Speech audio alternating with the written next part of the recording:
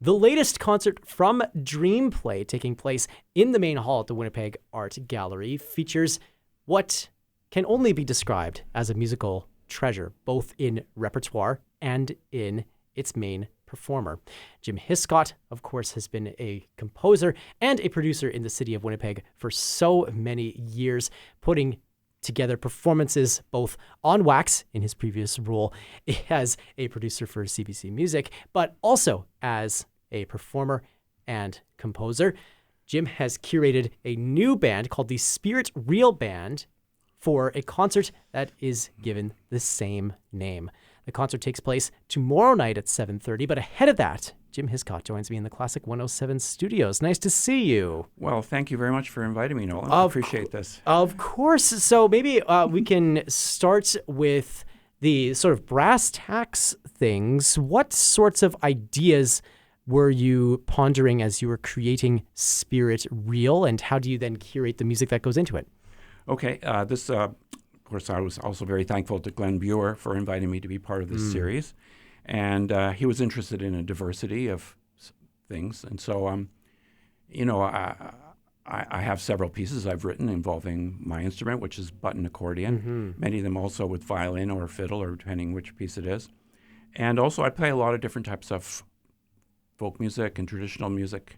So the idea of this concert is to have a mixture of all these things and go various places, and partly some examples of different music, partly just some variety of repertoire, partly some of my own personal history and music and how that comes out in some of these pieces.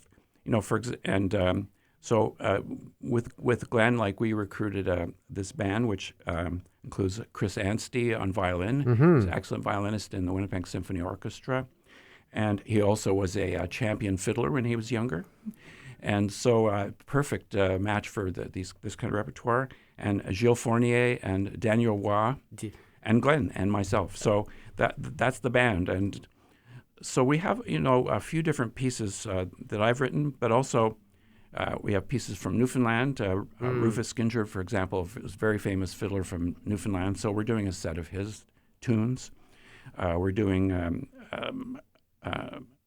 some music from Tex-Mex music. We're doing some French music. Andrea and I spend a lot of time in France these days. So musette type music, and also some slow waltz about the loss of the musette during the war, etc. Ukrainian set, because I'm also half Ukrainian, and some Métis reels, and because Gilles and Danielle are there, and I've always been interested in Métis traditional music, having organized some concerts about 20 years ago now, I guess, maybe even 30 years ago. I don't know, time flies, but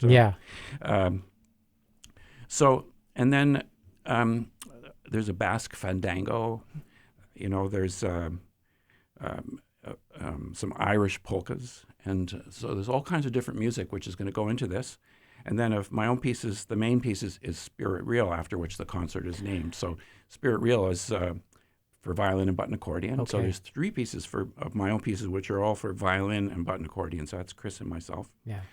And for Spirit Real, we're doing a couple of excerpts. The whole concert is an hour long, so Spirit Real is 26 minutes long. So wow. We had to pick and choose there.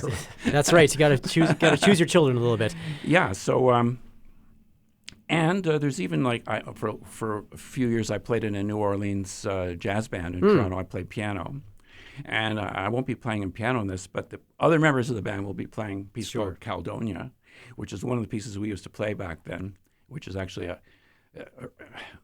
if not early rock and roll, perhaps the earliest rock and roll. 1945, this piece was recorded. Wow. By Louis Jordan. So there's all this, mixture of stuff, and it all comes together, and so that's basically how the show's going to be running. There's so much to break down within all of that, but the first thing that occurs to me as I'm hearing you break down the program is that there's just there's a wide geography, there's a wide sonic palette to it, but most of these cultures do have this very strong tie to the accordion as an instrument, but perhaps in different characters and in different sorts of ways that then get balanced out by other instruments or complemented by other instruments. When you're thinking about putting together a program like this and you have your trademark button accordion instrument, how do you then manage all of these different sorts of traditions that go within all of these different accordion pieces to then create this show? Well, the first thing is actually choosing the traditions, because what you have here is like just a small fraction of the types of music that I've played and been interested, and a small fraction of the types of even button accordion music. But for example, French musette, you think of it as playing on a big piano accordion with all these, twiddles and twirls. Yeah, right. And I'm playing it on a button accordion, but people play it on the button accordion, and the tradition kind of started in the Auvergne on small button accordions in the teens and 20s of the last century. And Ukrainian set, of course, they have the bayan playing an accordion, and Newfoundland, tons of accordions, and the Tex-Mex tradition is based on button accordion. So I'm playing a tune by Narciso Martinez, who was born in Mexico, grew up in Texas, but this is one of his most famous tunes, which he recorded, in the 30s, I think, but on button accordion. And there's all kinds of other connections. For example, that tune from Martinez is a mazurka. So you think Polish music. Yeah. And we're playing a lot of Irish polkas. So there's all this cross intermingling of cultures which happen. Yeah. So, I have been trying to get a variety of these things because Chris Anstey's involved. I wanted there to be a Newfoundland can't not portion in this, and also to fit in some pieces of mine which have a variety. I mean, one of them is called Northern Polka. Another one is and Spirit Reel. Another one called Quatrain, which is more of a minimalist type of, but again, a dialogue between violin and accordion. Sure. And I don't know. There's just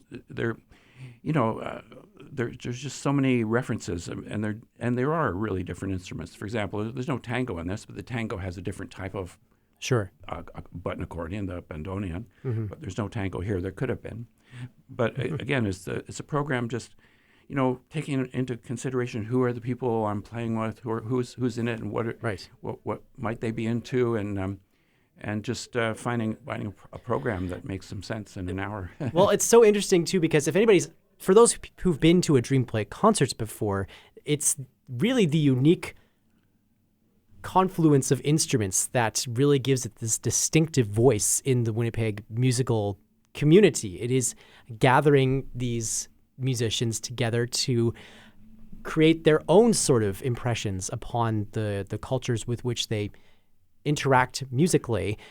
What maybe new light gets shed for you onto accordion music and the repertoire that you've chosen when you're performing in an environment like this, where it's maybe it's less like a historical sort of curation and more something where musicians are invited to just engage with the instrument where it's at? Well, in putting all of these pieces together, inevitably you start to make connections, and you're hearing them. Even myself, I hear them together all the time. But in putting together this program, here they are one next to the other, and I'm sort of trying to justify to myself, why could that piece go here or go there? And so we have, for example, French musette music, and then we have Caldonia, which is a early rock and roll. But we played it in a New Orleans band, which is hot jazz. So hot jazz is New Orleans. It's Django Reinhardt in the hot Club de France, and Western swing. And so, after Caldonia, it played in a New Orleans style, you can have a musette piece, and it all makes sense. And so I'm kind of fitting together some of these progressions in my own background, which were maybe not even evident to me when I sat down to do this. I was going to ask about what an experience like this, working in a DreamPlay environment, which again, firing all these sort of different musical synapses to create the concert. What does that do for your compositional brain? What sorts of inspirations do you take from participating in environments like this into the rest of your sort of musical output? Well, I think about, I've chosen pieces which have a folk aspect. Not all of my music does. Sure. And so I'm particularly focused on that, and maybe thinking about how always in these pieces that I write, I try to come from the folk perspective rather than from a classical collection. Like I'm not a musicologist that way. Yeah. But it suggests things, and it's always exciting to be working with excellent musicians in different.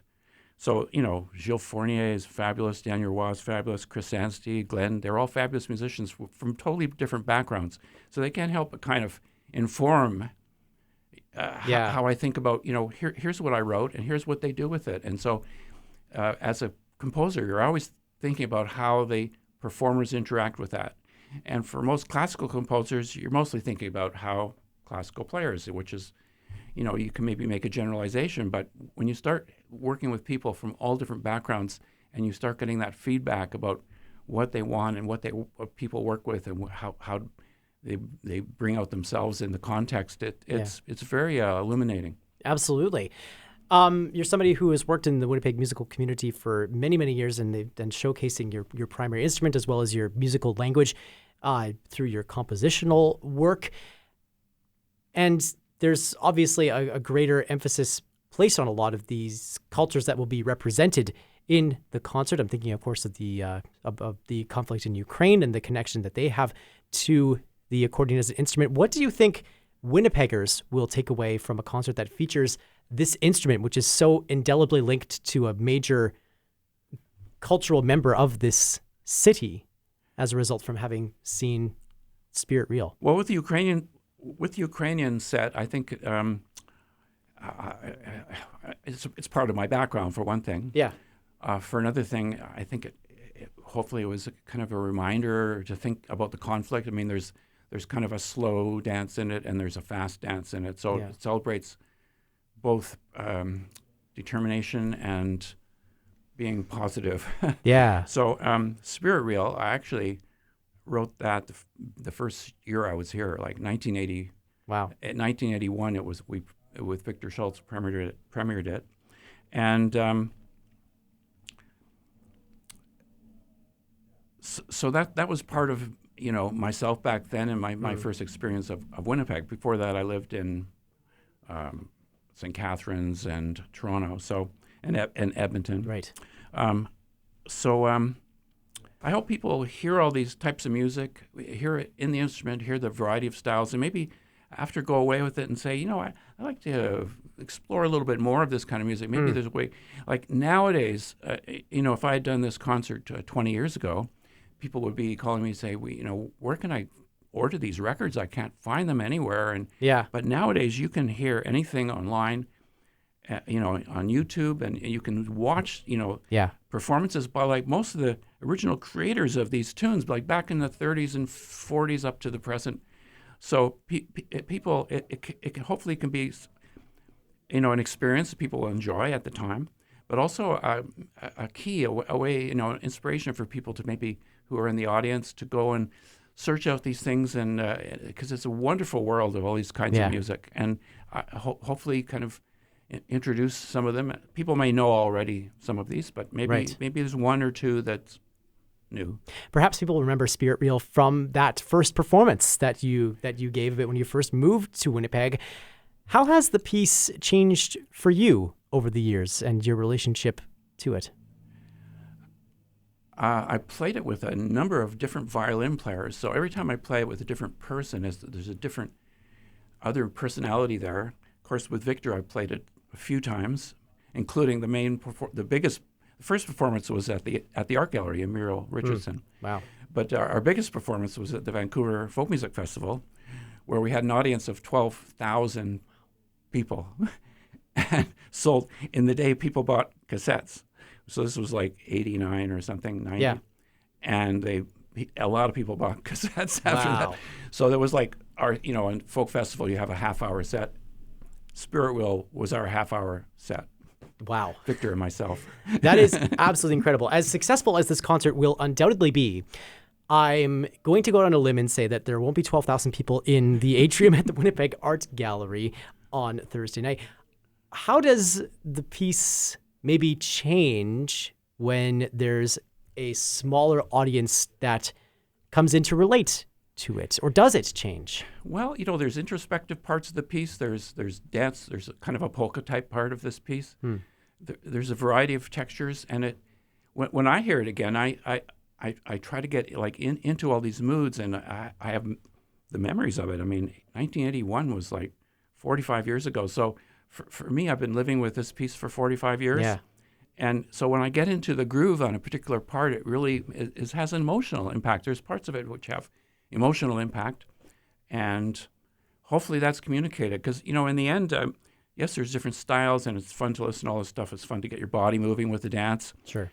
But it's really listening to the voice of all these players and myself. Like that's the most significant part of listening to music is a voice that people hear and can identify with, so that they can think about their own voice in that kind of context. It's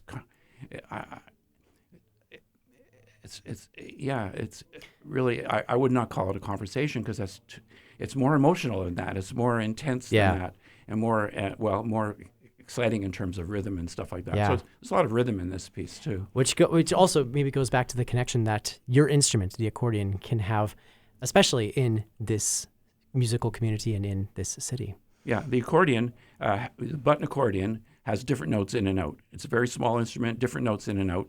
So you're always changing directions. And that provides a rhythm in itself, which makes it different than a piano accordion. And so you'll be hearing that all the way through this concert. Such an incredible sonic experience on tap for Spirit Reel, taking place tomorrow night, 7:30 at the Winnipeg Art Gallery's main hall. More information at dreamplay.ca, but also at our website, classic107.com, and on the Classic 107 app. A real treat to speak with you, Jim Hiscott. Thank you so much for taking the time. Thank you very much, Nolan. I appreciate this very much. Great to talk to you.